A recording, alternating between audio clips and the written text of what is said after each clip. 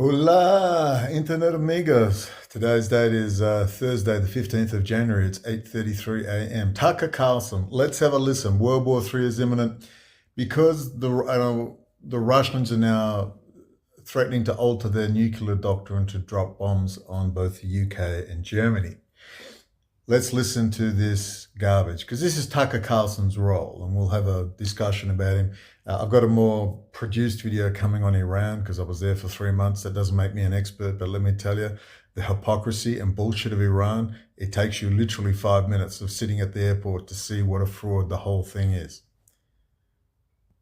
Russia is actively considering the use of nuclear weapons against Europe, specifically the UK and Germany. Next step will be waves of nuclear. My choice would be Britain and Germany. No one seems to be paying any attention at all to the biggest story of our lifetimes, potentially. Russia has rewritten its nuclear strategy to include use of nuclear weapons against countries that are acting as proxies for nuclear-armed powers. And then last week, a week ago, Russia sent hypersonic missiles into Ukraine. This was an attack designed to say, whoa, we feel like our core interests, our existential interests are threatened, and if you don't listen to back music. off, the next one will have a nuclear warhead on it, and it's coming at you, Europe. Russia is actively... So this is like literally Tucker Carlson's job. Like this is literally his one job to keep telling you that World War III is coming. You remember that was Alex Jones's job?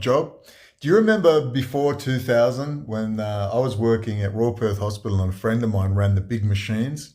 And do you remember how they said that at the year 2000, because no one had arranged for the extra zero, suddenly all the machines would fall down and would all collapse and calamity was near. The computers weren't ready for that particular digit in the date. And of course, all you have to do is take your system and experiment on it, change the date to 2000, and everyone knew straight away.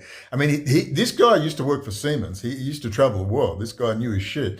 And he was just laughing about it, saying it's so ridiculous. They're buying all this new equipment and it's just totally unnecessary. But it's just this big scamming bullshit. And then before that, in I think around 97, you remember Alex Jones off his head on meth and cocaine, screaming that Russia had launched nukes. He was literally screaming down the thing that Russia had launched nuclear weapons. And of course, he was working for the Department of Defense. I mean, I used to say, well, maybe he started out authentic. And a lot of people said, nah, he was a DOD asset from the start. And I believe that. He was a Department of Defense asset from the beginning, obviously. The whole thing. Now, here's Tucker. His job is to talk World War III. My frustration comes from the fact that I'm not going to be heard. I'm totally suppressed. I'm totally, I don't exist. How many people have told me? I keep saying to people, why can't you find me? Just put my name into the search engine. I come at the top of the list. They said, Brendon, you don't show up at all. Nothing, nada, not even a negative article about you. You don't exist in our searches. That's why, it's like, why bother? We'll wait till after this heavy Pluto season before I make my next decisions. But it's just so easy to destroy these people. There's Tucker Carlson, and his sole job is to tell you World War III is on the way. Now, when you look at all these oligarchs and all these jerk-off Russian gangsters telling you World War III is going to start, where are all their kids going to school? London. Half of them are models, closet homosexuals, attending all the nightclubs, doing all the cocaine at all the parties in London, while they are on their mainstream television telling you we will use nukes. Now, it doesn't get much more Vladislav Surkov transparent than that, to the point of just ludicrous garbage. But there's Tucker Carlson's sole job to tell you that World War III. He told you that war with Venezuela, war with Iran, there's no war to be had. He knows what he's doing. I don't believe their numbers. I was scrolling through one of his videos and I don't believe any of their numbers, countersigns, none of them. I believe it's totally fake. Nearly all the comments are fake. I mean, go through the comments, find me one negative comment, just one. I scrolled for 15 solid minutes looking for just one slightly negative comment. Couldn't find one. It was always, Tucker, thank God you're here. Tucker, someone protect this man. It's just the standard AR chatbot bullshit. And that's how you know. They are just sitting there making sure nobody gets a voice in on that channel. I just don't even bother commenting anymore. My comments never show up. Or if they show up for 5 seconds, they're gone by the next day when they find them. But, I'm just hoping that with the complete change in the zeitgeist, i.e. Pluto being an Aquarius, that I'm pretty sure the changes will be rapid, and that includes Tucker Carlson and all the rest. These little fake fights with Laura Loomer. Look, if Laura Loomer wanted to destroy Tucker Carlson, all she has to do is point out the fact he's in Qatar. He's clearly receiving Qatari money. Who runs Qatar? City of London. It's that simple. See, the point is to detach US public opinion from Israel. Why? To convince Israeli elites. You've got to understand, everyone at the top's in the bag. They have to convince those bright young colonels, those officers, those people with families in the United States, that the future lies with the likes of a China or a Russia, because this fight is clearly still on. It's clearly still on, because again, the fight could be finished in 5 seconds, but not when your US elites are so disgustingly corrupt. They can't just go in and just drag out the Bank of International Settlements and drag out this and drag out that and drag all the ASML machines and IMAC out of the Netherlands and Belgium. They can't just do it. They've got to negotiate because they're just so stinkingly corrupt. That's why we see Chabad still there in the White House. So when still the American public get a narrative that works, this thing will drag on for years. But just remember this in the short term, and I believe the lives of Tucker Carlson and all these people are not going to last too long. I mean, their online lives and perhaps their real lives. I believe you're going to see some severe agitation in the United States by a lot of the general public about all of this acting, this crisis acting, this recasting of these devils who worked for Murdoch, Kissinger, and promoted war for 20 years, suddenly the peacemakers. If Laura Loomer wanted to destroy Tucker Carlson, talk about his CIA father, talk about his past with Murdoch, talk about his past with Kissinger. Why don't you talk about that? You've got nothing to lose, Laura Loomer, because it's all a big show. It's all a big show. These are actors, as Vladislav Surkov said. We've got to have a big theatrical production, lots of fighting. What do they fight about? Megyn Kelly, that little whore who sucked off just about every executive in Fox News to get where she got, and including sucking off every partner in the law firm she started at. She's just an absolute low-life little whore. Literally, a prostitute for sale.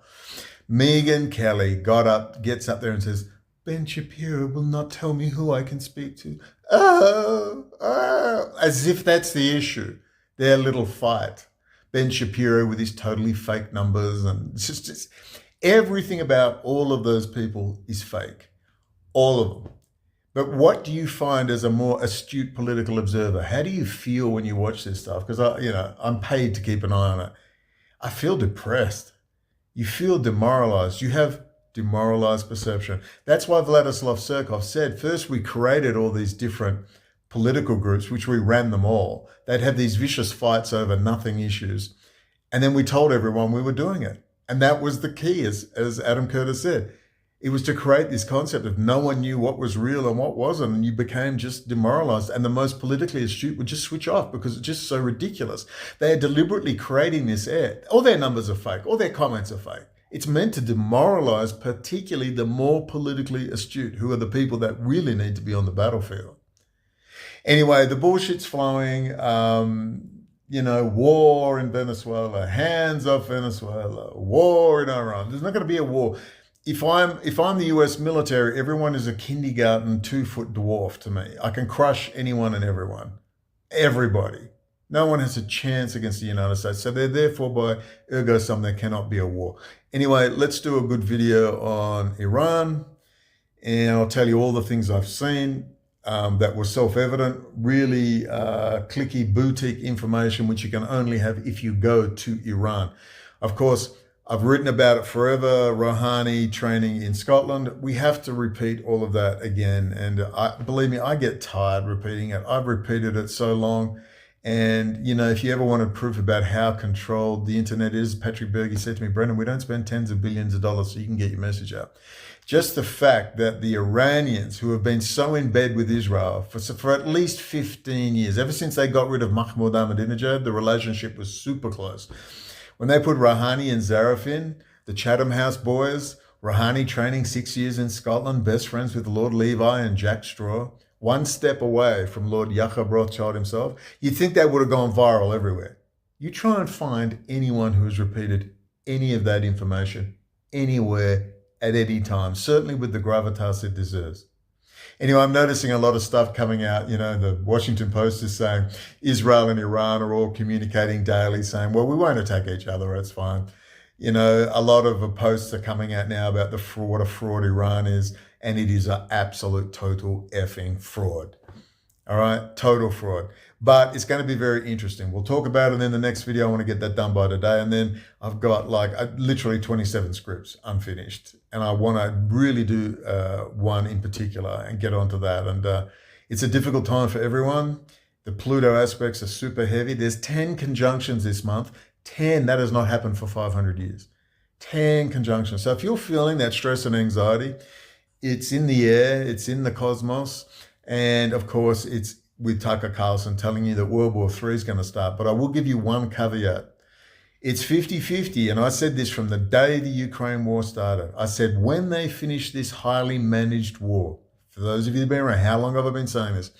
They might use a tactical nuke because it finishes and sets up the future under Cold War 2.0. Remember, these people are theatrical people. These are theatrical trainers. These are theatrical writers. They think in terms of theatrical, performative arts on the geopolitical scale.